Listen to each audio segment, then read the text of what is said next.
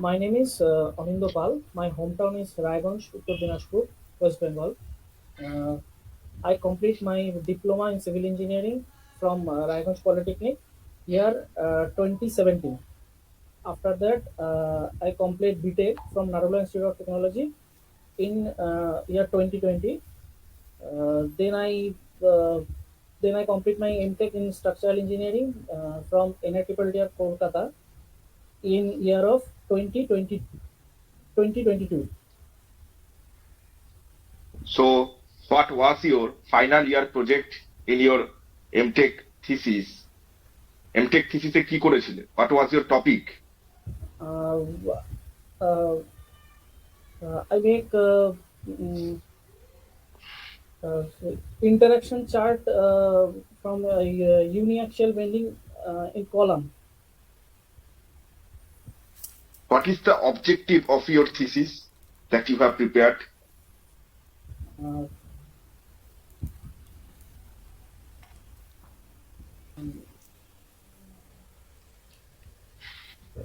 মানে my main থিসিসটা করে তুমি কি পেয়েছো? তোমার উদ্দেশ্য কি ছিল? What is the I outcome of your dissertation report? create uh, interaction curves of in uniaxial bending and how to column behavior in the uniaxially uh, in different grades of concrete and steel. What is the application of it? বাস্তব জীবনে এটাকে কোথায় apply করা যেতে পারে? Uh, this application is applied in several column build columns for in building works and না, আমার প্রশ্ন হচ্ছে এর ব্যবহারিক প্রয়োগটা কি? There are some methodology that we are using, that we are adopting nowadays, which is conventional one. তো তুমি যার ওপর কাজ করেছিল সেই সমস্ত কার্ভ চার্টস সেইগুলো নিয়ে ব্যবহারিক প্রয়োগটা কোথায় করা যেতে পারে? the ব্যবহারিক প্রয়োগ হচ্ছে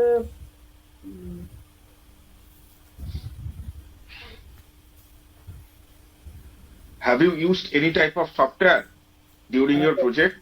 yes sir. Which software that you have used? Microsoft Excel. এক্সেলে তুমি প্রিপেয়ার করেছো। Hmm. Have you adopted any type of cost optimization technique? No. Microsoft Excel ছাড়া আর কোনো কি সফটওয়্যার ব্যবহার করা যেতে পারতো?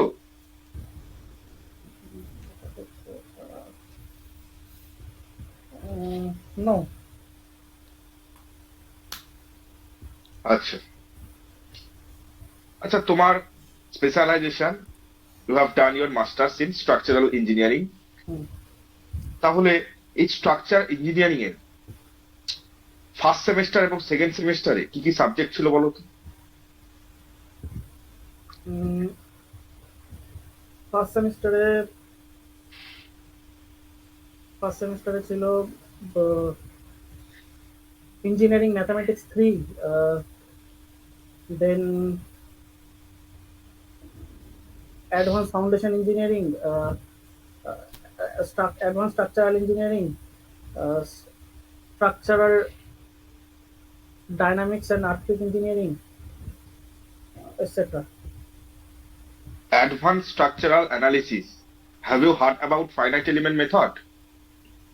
Yes. What is APM? Finite element method is finite element method is in this method we assume that structural members as a element, and after that in any structural engineering software we design an analysis um, different structure create different structural members and Okay. design. Tell me about the basic difference in between the finite difference method FDM and finite element method, which is APM. Don't know.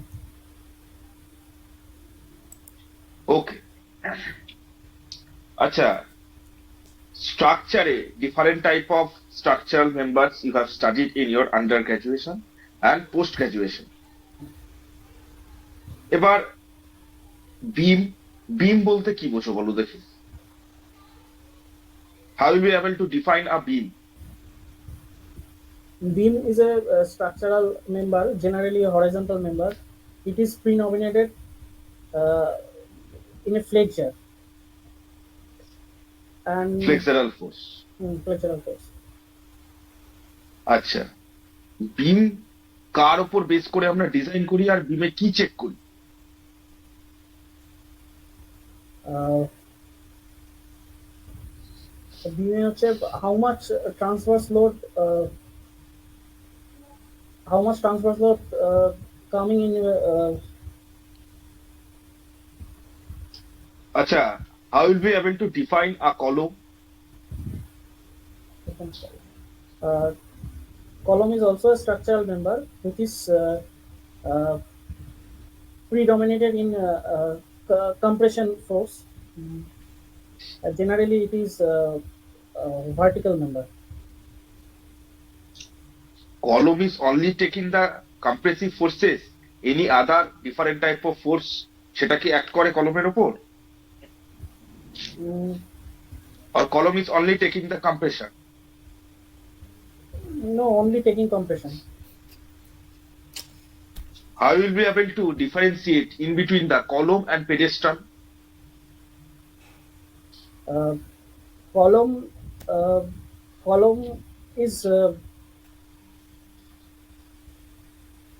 size of column is Is there any codal provision yes, about the differentiation in between the column and pedestal? yes, What yes. is the codal provision? Total provision is it is generally 3 into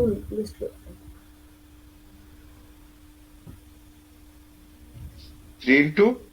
least lateral dimension.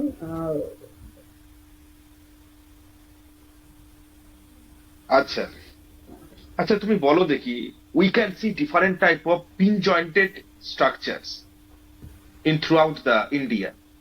এবার এই pin jointed structure বা আরো যদি specify করে দিই তোমাকে ট্রাস member, এবার এই ট্রাসে কি টাইপের ফোর্স নরমালি অ্যাক্ট করে? Class A. Class A only of course. আচ্ছা, Class A therefore, no. কলমে if we are using circular column, if the section of the column is circular one, সেক্ষেত্রে what will be the minimum number of bars for reinforcement purpose? 6 main bar. What is the minimum diameter of bar as per standard?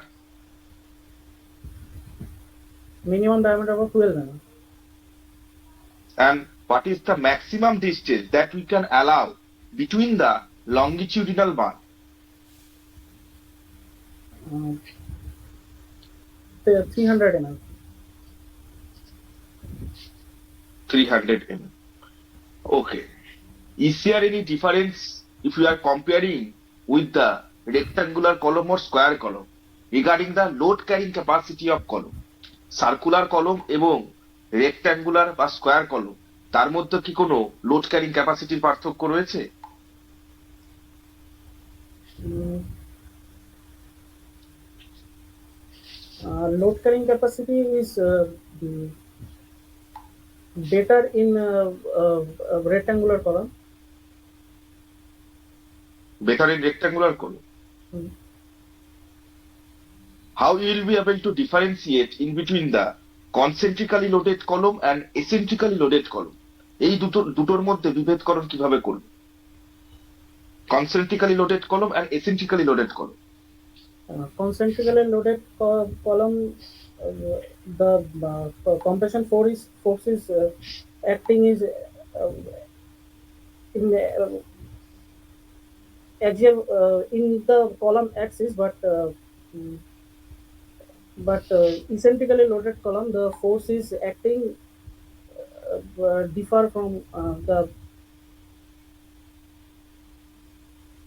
Okay. See, I think you have studied footings in your undergraduate course. It is in your undergraduate curriculum. Tell me about the isolated footing. সেটা কিভাবে design করা হয়, মানে কোন ফোর্সের কনসিডারেশনে design করা হয়?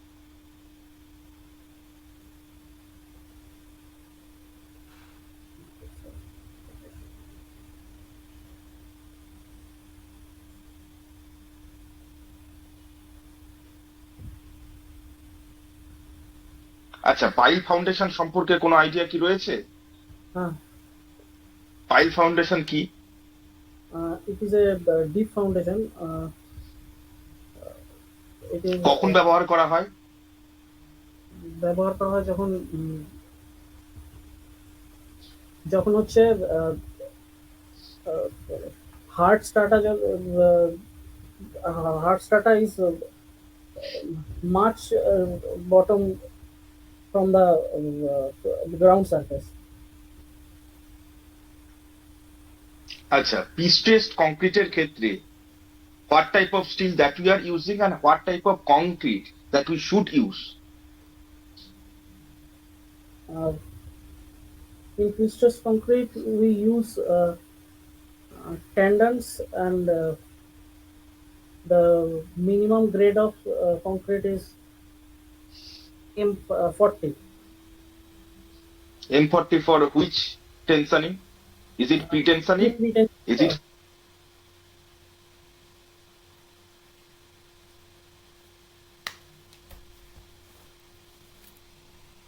Have you ever heard about the different type of losses during the pre-stressing?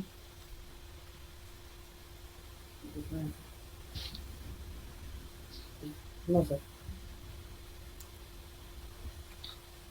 ওকে, যে প্রশ্নগুলো আমি করেছিলাম সেই সম্পর্কে একটু বলে নিই। At first, but I have asked you regarding your brief introduction. সেটা জিজ্ঞেস করবে। ব্রিফ ইন্ট্রোডাকশন আগের মক ইন্টারভিউ সেশনে যে যে কথাগুলো বলা হয়েছিল সেই কথাগুলো আজকে তুমি মেনটেন করেছিল। That is a good one. Next thing that I would like to tell you, যেটা হচ্ছে রিগার্ডিং ইয়োর প্রজেক্ট, যে প্রজেক্টটা you have completed in your MTech second year, সেই প্রজেক্ট সংক্রান্ত কিন্তু you have to study your project well. তার কারণটা কি? প্রজেক্টের অবজেক্টিভ কি, what is the objective of your dissertation report, সেই সম্পর্কে কিন্তু অবগত হতে হবে। অবজেক্টিভ কি, কি করতে চেয়েছো, তার উদ্দেশ্য কি, সেটা কিন্তু জানতে হবে। There should be some reason behind it, why you are doing this project. কোনো তো কারণ থাকবে, কোনো কারণ ছাড়া নিশ্চয়ই কোনো কার্য হয় না।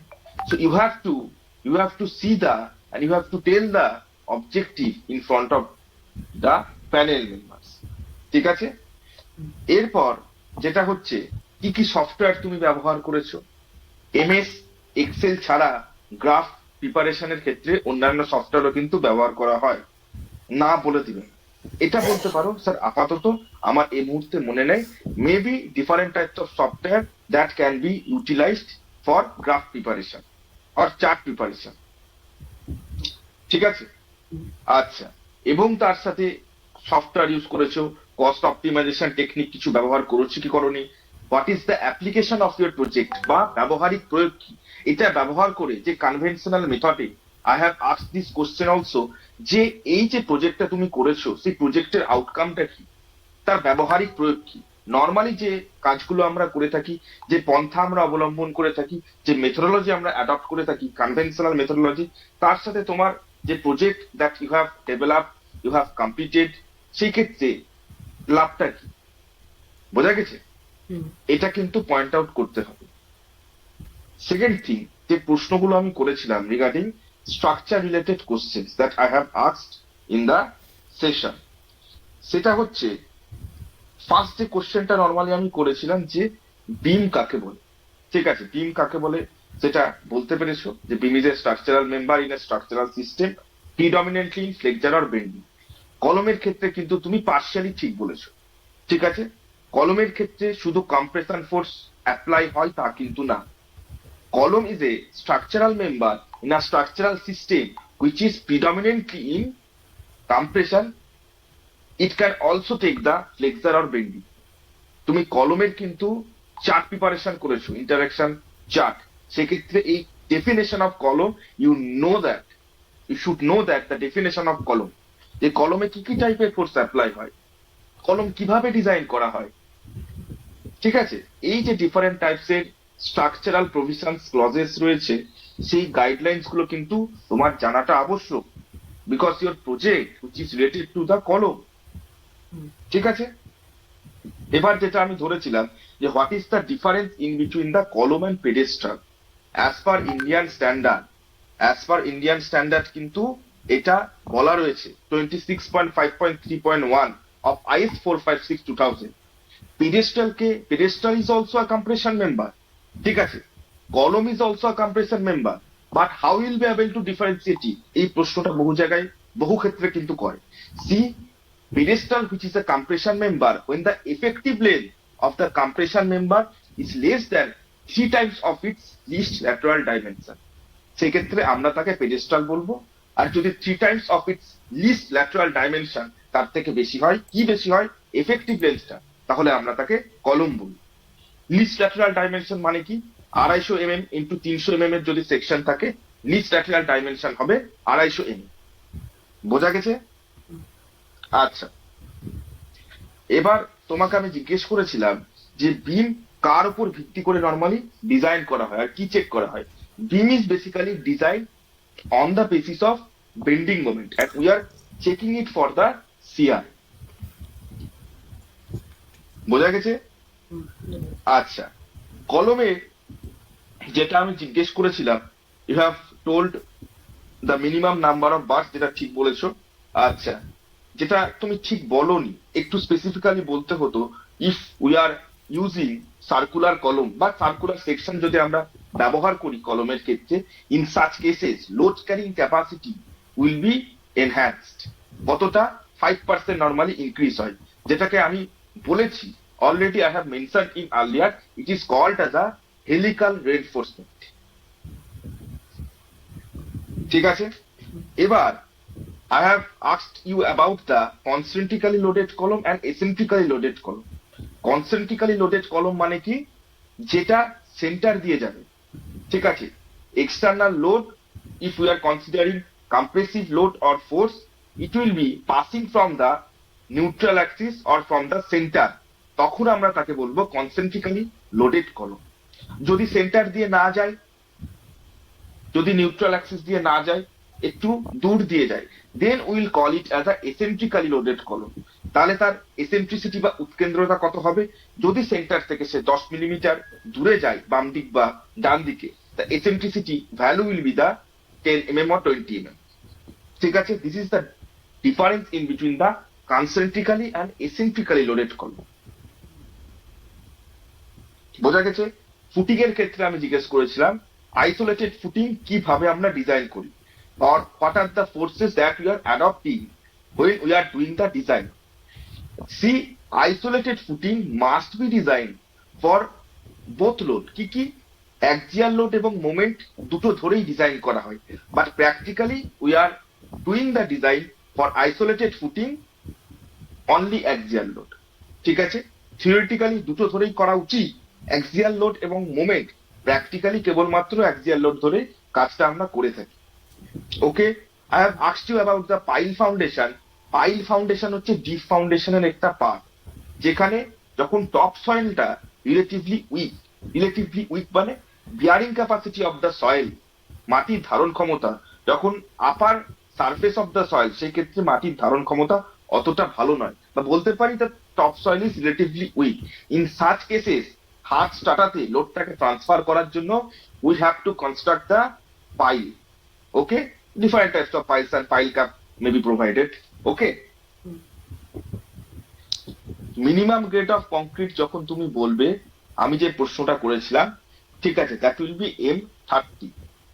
তুমি M40 বলেছো, ঠিক আছে, ভালো কথা। প্রি টেনশনড মেম্বারের ক্ষেত্রে M40, পোস্ট টেনশনড মেম্বারের ক্ষেত্রে কত, M30 হয়, অ্যাজ পার IS 1343। তো minimum grade of concrete, if I have asked you about the, এবং সেক্ষেত্রে আমি যদি স্পেসিফাই না করে দিই whether it is applicable for pre-tensioning or post-tensioning, সেক্ষেত্রে you should tell the answer M30। Clear?